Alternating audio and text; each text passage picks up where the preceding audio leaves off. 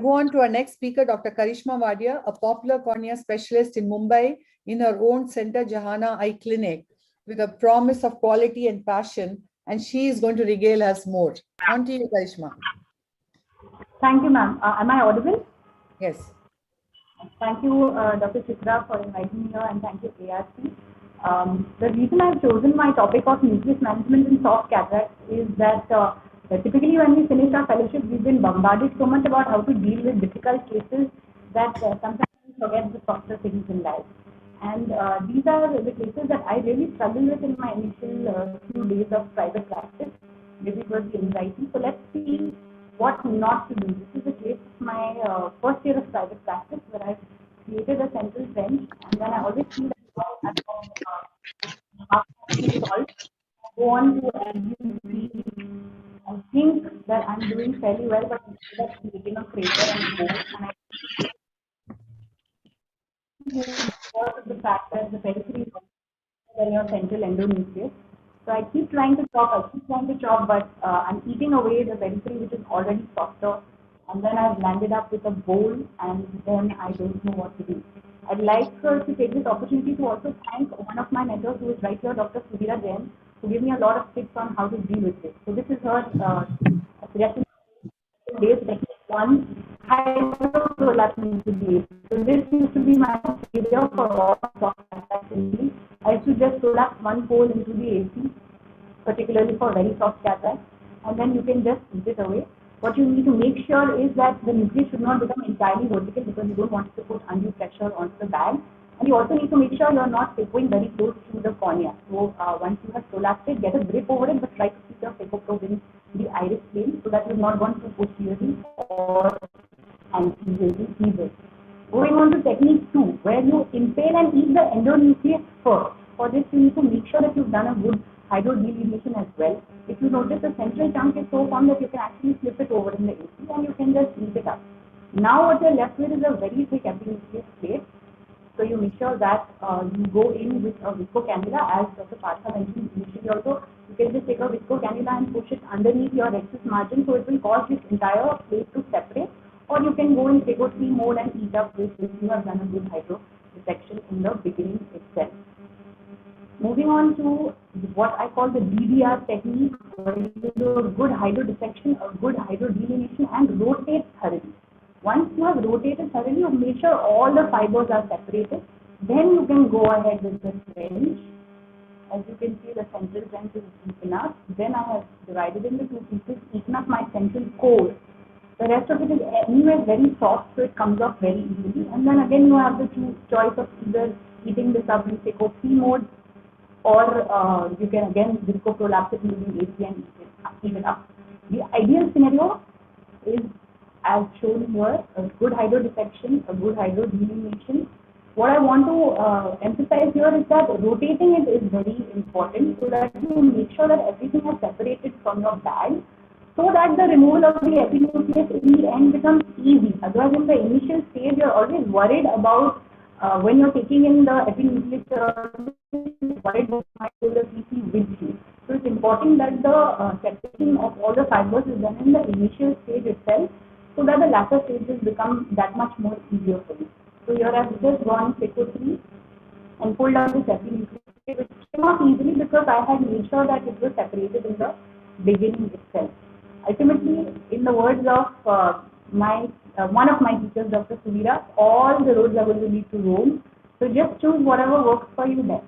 Thank you very much. Thanks, Karishma. That was a wonderful way of showing different ways of addressing a soft cataract. I have a question for you, Dr. Ramurthy. What would you keep as your phaco settings to avoid creating a bowl? And if you're left with a large bowl, how would you deal with it? Normally, what I do in these cases is to do a fairly large capsular rexus, about 5.5 millimeters. These soft cataracts especially tend to prolapse out into the anterior chamber, and not all. Sometimes they just stand up. These cases, keeping the phaco power very minimal, usually just around 10-20. Most often, it's just a phaco aspiration that is needed. I keep my vacuum at around 600 and aspiration at around 34, 36. And then it's just a carousel technique where it just flows out. In case I'm stuck with a situation where there's a ball, I'd go ahead and do a visco expression or a hydro expression again, inject a little bit of fluid so that at least one end stands up. And using similar parameters, earlier we used to be told that for these cataracts use lower parameters, but with the higher end machines and the confidence that we have with a well filled up chamber, I find that using one setting and just aspirating the whole lens material works quite well. Dr. Harbans? Yeah.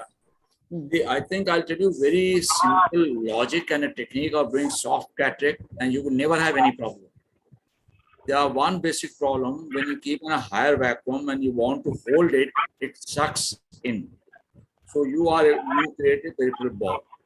And this is clubbed with the sticky epinucleus plate, which does not allow the nucleus to come out.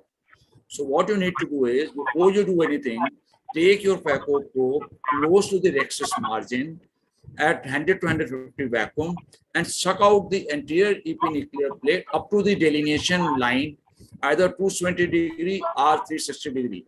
You can watch this on a YouTube channel of mine. And then whether you do stop and chop or collapse cold nucleus, it comes out without any problem. Just you got to remove the sticky anterior epinuclear plate from rhexis margin to the delineation line. Then whole of the nucleus is totally free, it floats into the anterior chamber. So don't have to do anything, and you can operate on a very low parameters without any problem. Just remove the sticky epinuclear plate between the anterior capsule and its anterior nuclear surface up to the delineation line. Nucleus automatically comes out, and you will be always into the central safe zone. You don't have to adopt any other new technique. And irrespective, like you try to hold from the center, very soft cataract, you will not be able to hold from the center. Irrespective of the density of the soft cataract, whether it's very soft or very hard, you will be able to remove it without any problem. Dr. Kamal Kapoor, have you ever, when this epinucleus removal gets very difficult and very sticky, have you ever thought of using a large bore cannula to remove it? Dr. Chitra, I think one good thing what Dr. Harbans is saying, I do that regularly and it works 100 or 100% times.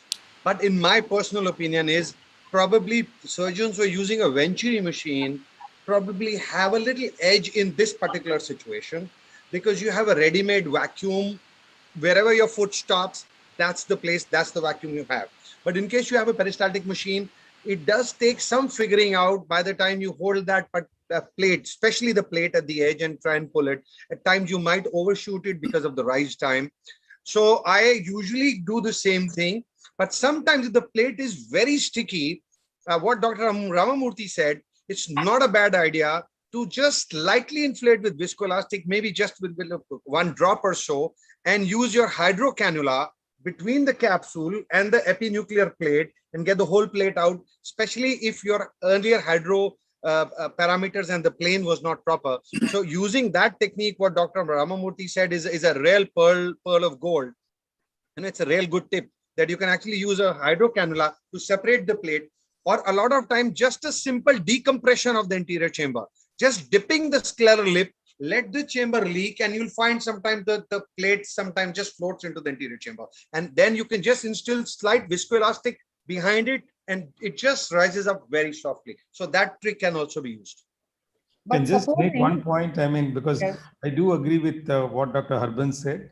And my only thing is, we have always been told for hard cataracts, do large rhexis 5.5 or so. I believe even for these soft cataracts, it's extremely important. And what I suggested works well in that situation, where the soft, really truly soft cataract, you're hardly able to make out the difference between cortex, epinucleus, lens, and etc. Everything is one solid mass, and the whole thing just collapses out. And in these machines, using fairly higher parameters, I find, at least in my hands, I'm able to completely phaco aspirate this, and it happens in a jiffy. Partha, are you there? Yes. Yes, ma'am. Partha, yeah, so you need to be fixed for troubling me for court martial. So let me ask you this. They were all talking of doing hydro and aspiration and all that. V Some for of the- vendetta. Some of these cases, the soft cataracts, could be post-tetromized eyes. Some of these could be traumatic cataracts. We don't know how the posterior capsule is. Some of these could be pediatric cataracts too. So how would you deal with such soft cataracts in these eyes? Yeah, so a lot has been told about the techniques to come off of the bowl, and each one has a pearl of its own. Now, I'll just like to say that even a soft cataract can be divided into two. So here, the parameters that need to be used is the lowest of the vacuum so that it doesn't eat up, going right as far as possible into the center, taking the Sinskey as far behind to the equator and drawing that clear line to the phaco needle, and then dividing it very slowly, very gently.